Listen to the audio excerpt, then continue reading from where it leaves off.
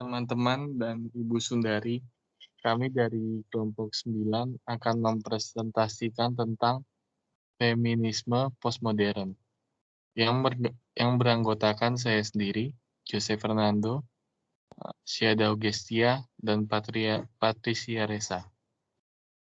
Dilanjut. Oke, sebelum masuk ke materi, kita bakal bahas mengenai pahlawan wanita yang ada di Indonesia. Yang pertama ada Maria Josephine Catherine Maramis.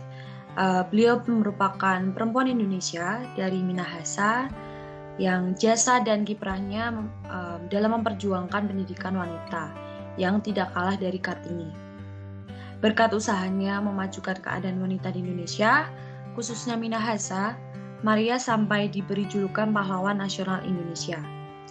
Kebanyakan pahlawan emansipasi biasanya lahir dari keluarga bangsawan, seperti halnya R.A. Kartini, Dewi Sartika, atau Cut Nyak Namun, beliau lahir dari keluarga yang cukup sederhana. Meskipun begitu, kekurangannya tidak menghentikan cita-citanya untuk meraih pendidikan setinggi mungkin. Ia mendirikan organisasi PIKAT atau percintaan ibu kepada anak temurunnya yang bertujuan menunjukkan pendidikan wanita, memajukan pendidikan wanita. PIKAT terus berkembang hingga mampu mendirikan sekolah rumah tangga di Manado dengan nama Huishhood School yang menjadi cikal bakal berdirinya sekolah kejuruan di Minahasa. Kemudian ada Marsina. Marsina merupakan seorang aktivis dan buruh pabrik pada masa Orde Baru. Beliau bekerja pada PT Catur Putra Surya atau CPS, Porong, Sidoarjo, Jawa Timur, yang diculik dan kemudian ditemukan terbunuh pada 8 Mei 1993 setelah menghilang selama 3 hari. Jenazah ditemukan di hutan yang berada di Dusun Jegong, Desa Wilangan dengan tanda-tanda bekas penyiksaan berat. Selanjutnya, ada pengertian feminis di sini. Jadi pengertian feminis dalam KBBI adalah gerakan wanita yang menuntut persamaan hak sepenuhnya antara kaum wanita dan juga pria yang merupakan penggabungan dari berbagai doktrin atas hak kesetaraan. Atau pengertian feminisme ini dapat berubah dikarenakan pemahaman atau pandangan feminis didasarkan pada realitas secara historis dan budaya, serta tingkat kesadaran persepsi dari perilaku. Kemudian feminisme muncul di latar belakangi adanya ketimpangan relasi antara laki-laki dan juga perempuan dalam tatanan masyarakat. Sehingga pada akhirnya timbul kesadaran dan upaya untuk menghilangkan keseimbangan relasi tersebut. Feminisme bertujuan untuk mentransformasikan hubungan perempuan dan laki-laki, sehingga seluruh anggota masyarakat dapat memiliki akses dan kesempatan yang sama dalam memenuhi seluruh potensi kemanusiaan mereka. Jadi diskriminasi terhadap perempuan ini ada berupa stigma dan juga masih ada di sektor pendidikan, ekonomi, dan juga posisi strategis. Lanjut. Adapun fakta-fakta mengenai feminisme. Yang pertama itu masih adanya pelabelan terhadap kaum perempuan atau feminis yang negatif dan merugikan perempuan akibat terhegemoni stereotip dalam masyarakat, yang mana perempuan seharusnya memiliki hak untuk dapat melakukan pekerjaan apapun sesuai dengan keinginannya. Yang kedua, feminisme eksistensial. Menurut Simeone de Beauvoir, tidak terlepas dari adanya kritik tentang data biologi, psikoanalisis, dan materialisme. Data biologi menjelaskan bahwa perempuan feminis lebih lemah daripada laki-laki atau kaum maskulin, karena kaum maskulin memiliki otot, karena feminisme yang memiliki biologi seperti otot yang kecil, tidak bisa mengangkat beban yang berat, dan terkadang tidak dapat mengimbangi laki-laki. Fakta ini memang tidak bisa disangkal, akan tetapi tidak terdapat signifikansi yang mana kekuatan otot bukan merupakan dasar untuk mendominasi, dan ilmu biologi kurang cukup untuk memberikan jawaban bahwa perempuan dianggap liar. Next.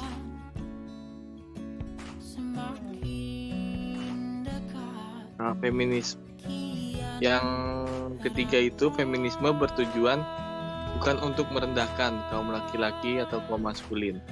Faktanya, feminisme merupakan sebuah gerakan dan ideologi untuk memperjuangkan hak kesetaraan antara kaum perempuan dan kaum laki-laki, baik dalam ekonomi, politik, budaya, ruang publik, maupun ruang pribadi. Dan feminisme bukanlah sebuah ideologi yang mengajarkan tentang kebencian.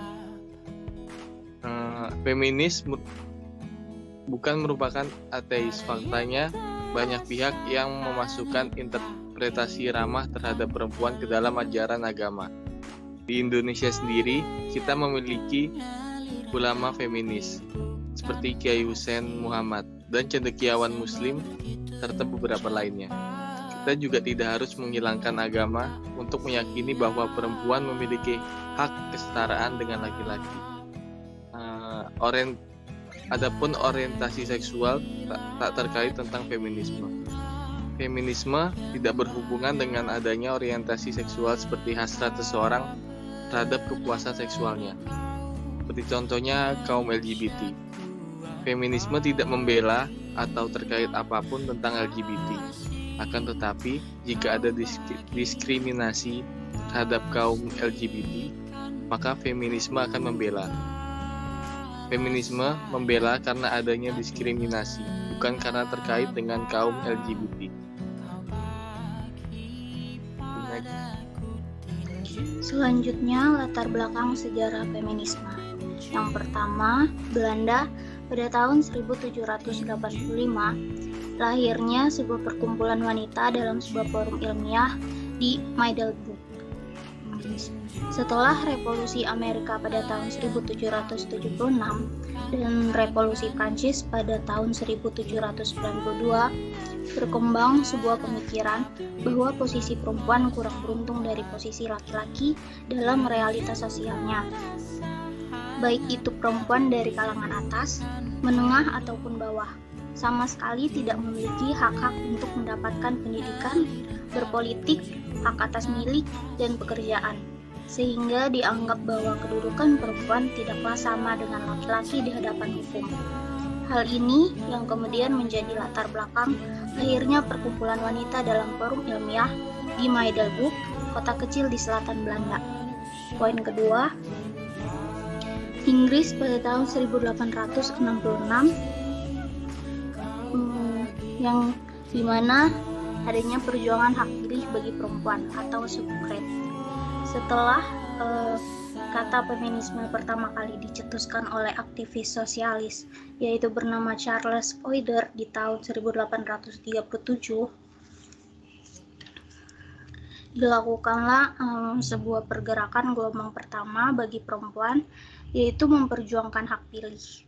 Latar belakang gerakan ini ditujukan untuk mengakhiri masa-masa pemasungan terhadap kebebasan kaum perempuan atau feminim yang merasa dirugikan dalam semua bidang dan selalu dinomorduakan oleh kaum laki-laki atau maskulin, entah dalam bidang sosial, pekerjaan, pendidikan, dan politik khususnya.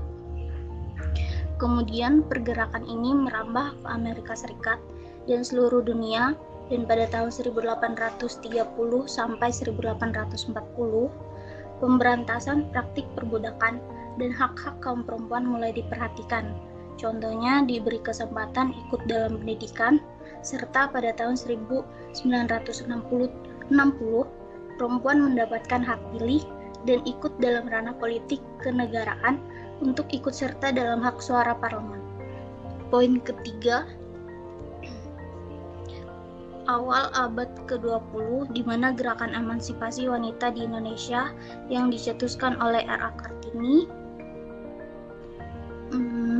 diartikan sebagai pembebasan atas doktrin dan belenggu yang selama ini mengurung pola pikir manusia tentang gender.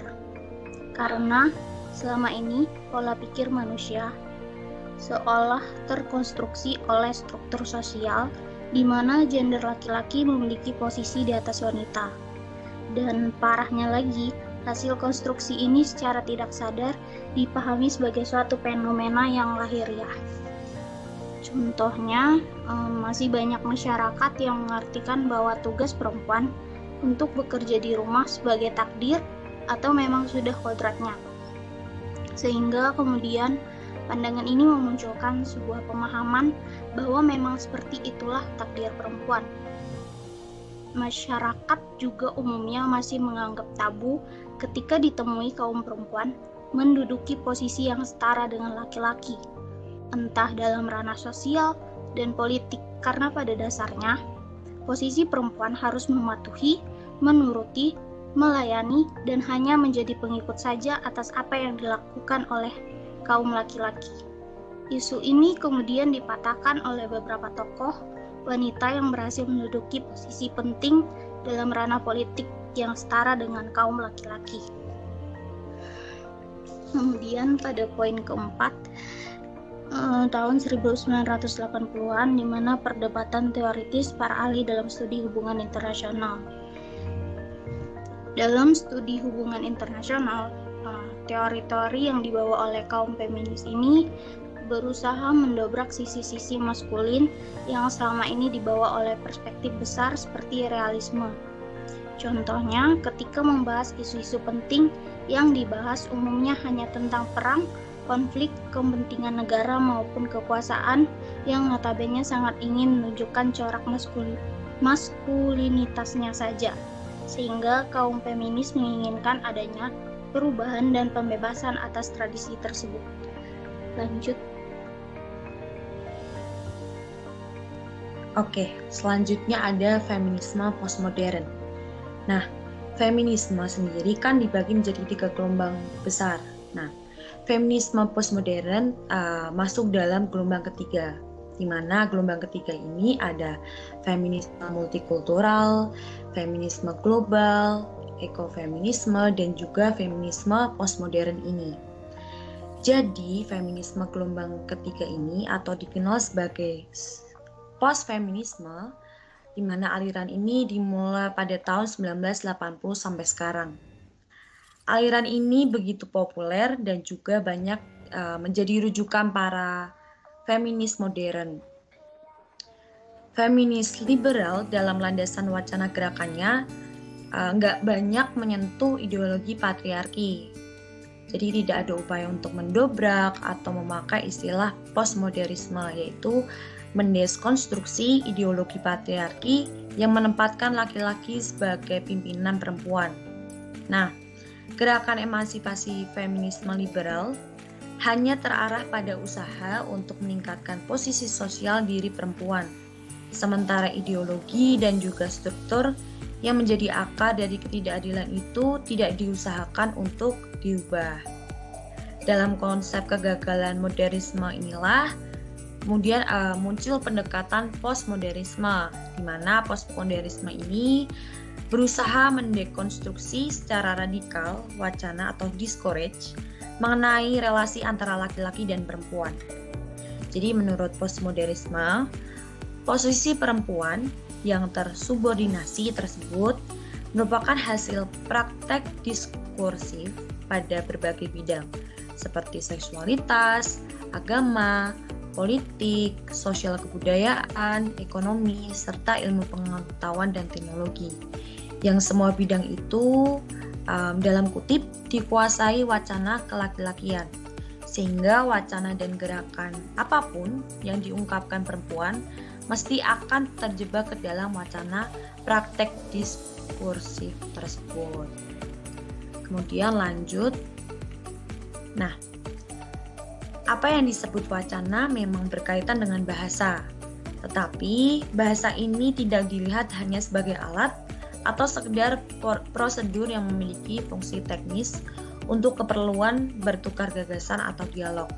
Nah, bahasa diletakkan sebagai hal yang strategis dalam formasi pengetahuan, kekuasaan, dalam hubungan antar manusia. Bahasa itu alat kekuasaan, tetapi sekaligus juga produk kekuasaan. Jadi bahasa dan kekuasaan ini menyatu. Kemudian dalam konteks kekuasaan, dalam konteks wacana kekuasaan, laki-laki itulah gerakan feminisme pertama-tama dan paling utama adalah mendeskonstruksi wacana grand naratif atau pemikiran logosentrik yang demikian itu. Jadi jangan sekali-kali gerakan perempuan itu berada di dalam atau menggunakan wacana umum kalau misalnya produknya itu tidak ingin seperti feminisme liberal yang pada akhirnya tetap memojokkan dan bahkan semakin membebani perempuan melalui peran gandanya.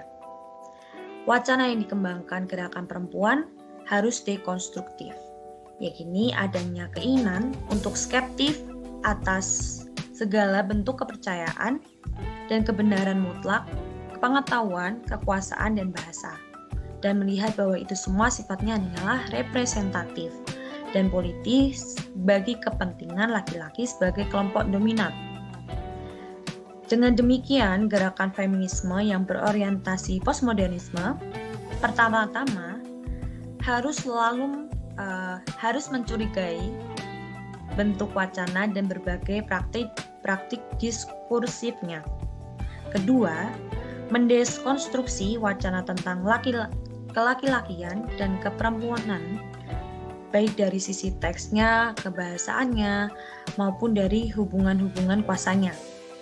Dengan kata lain, perempuan harus melakukan penolakan kritis atas sistem relasi gender yang tertuliskan lewat bahasa yang sebenarnya menunjukkan pada ideologi dan praktek patriarki. Kemudian selanjutnya poin ketiga, di mana memulai pergerakan dengan mengembangkan eksentralisme yang mengungkapkan bahwa perempuan sebenarnya memiliki logika sendiri, perspektif sendiri, dan dapat mengkonstruksikan wacananya sendiri. Secara umum, di sini gerakan perempuan harus tidak mengakui dan sama sekali atau menolak wacana dan hubungan kekuasaan yang berlangsung dalam masyarakat, dan kemudian membangun relasi kekuasaan melalui pengetahuan-pengetahuan yang diungkapkan yang merupakan produk perempuan. Membangun relasi kuasa yang ada di dalamnya melibatkan wacana pengetahuan yang juga diproduksi perempuan itu memungkinkan karena dengan meminjam konsep kekuasaan dari Michael Foucault, kekuasaan itu ada di mana-mana dan dimiliki siapapun, individu atau sekecil apapun kelompok masyarakatnya, termasuk perempuan, pasti memiliki kekuasaan. Dan kekuasaan yang dipunyai perempuan itu harus dimanfaatkan untuk mendeskonstruksi wacana dan membangun relasi-relasi kekuasaan baru yang ada di dalam relasi itu atau suara perempuan bukan hanya terdengar, tetapi hidup di dalam praktek diskursif. Melalui dekonstruksi, pada wacana dan praktek diskursif yang melibatkan perempuan akan tampak keberadaan perempuan sebagai manusia yang utuh, yang berbeda dengan laki-laki. Tetapi perbedaan itu tidak menunjukkan pada struktur kekuasaan yang hierarkis dan patriarkis, tetapi menunjukkan relasi kekuasaan yang egaliter. Lanjut. Berikutnya, bentuk-bentuk pembebasan perempuan dari bahasa patriarki post-feminisme. Poin yang pertama, membebaskan perempuan dari pembubuhan identitas buruk jika terjadi penyimpangan seksual dengan menekankan bahwa perempuan juga memiliki HAM. Maksudnya, penyimpangan seksual di sini diartikan perempuan akan menjadi sorotan ketika ditemui perempuan tersebut dalam misalnya keadaan hamil di luar nikah. Tapi identitas buruk yang diterima oleh perempuan tersebut dapat dilawan dengan menyatakan bahwa si perempuan memiliki hak atas apa yang terjadi pada dirinya sendiri. Poin yang kedua, kesetaraan bagi perempuan dalam lingkup pekerjaan, contohnya memiliki posisi jabatan yang setara dengan laki-laki dan juga dengan menerima upah yang sama. Dan juga dalam ranah lingkungan dan sosial, perempuan juga punya hak untuk digantikan dalam mengurus rumah dan mengurus anak misalnya. Poin yang ketiga, membebaskan perempuan dari kuatnya budaya maskulin yang membuat sebagian perempuan tetap tunduk. Dengan menempatkan perempuan sebanyak laki-laki memperkuat budayanya sehingga bisa melawan budaya maskulin tersebut. Contohnya, ada beberapa perempuan dalam ranah pekerjaan berperilaku ambisius, kompetitif, dan juga berkonsentrasi pada kesuksesan material yang dimana perilaku ini mencerminkan budaya maskulin. Selanjutnya tokoh-tokoh feminis postmodern. Yang pertama ada Luz Irigaray. Luz Irigaray seorang psikoanalisis yang berupaya untuk membebaskan perempuan dari kata feminim. Irigaray ini mengontraskan yang imajiner dan yang simbolik dengan cara mengungkapkan bahwa dalam ranah imajiner ada imajiner laki-laki dan perempuan. Hal itu dapat kita lihat dari segi penggunaan bahasa. Irigaray membuat konsep bahwa perempuan harus menjadi subjek otonom dengan konsep budaya baru yang ia tawarkan, yaitu budaya yang memiliki kesetaraan. Yang kedua, ada Hélène Cixous, tokoh feminisme postmodern dari Prancis, yang menyatakan bahwa perempuan berkembang akibat dari adanya aturan-aturan yang ditetapkan oleh laki-laki yang memegang oposisi biner. Cixous ini mengatakan bahwa selama ini telah terjadi kemapanan cara berpikir dan menulis laki-laki yang didasarkan pada oposisi biner. Maksudnya, menurut Cixous, perempuan eksis dalam dunia yang telah didefinisikan oleh laki-laki dalam aturan yang telah ditetapkan oleh laki-laki tersebut. Selanjutnya,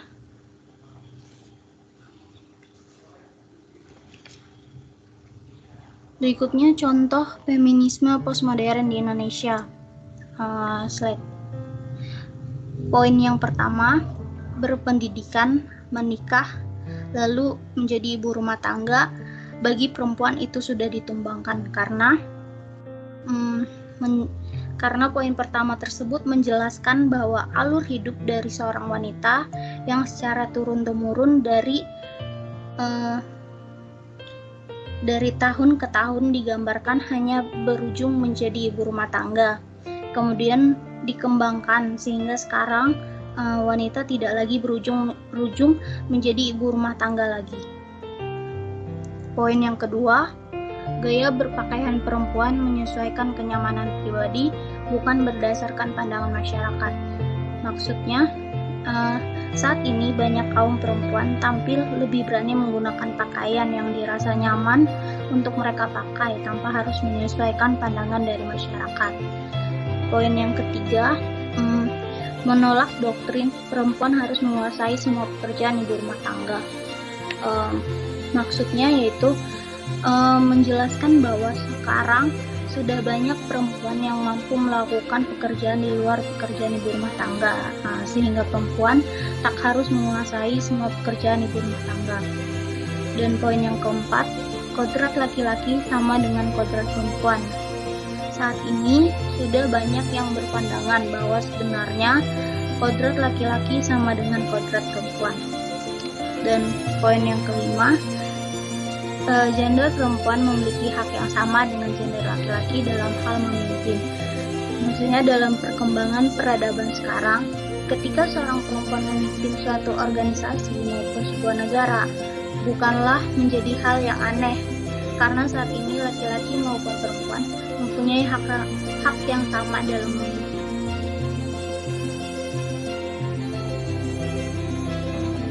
Sekian dari presentasi kami. Mohon maaf bila ada salah penulisan kata atau pengucapan. Terima kasih.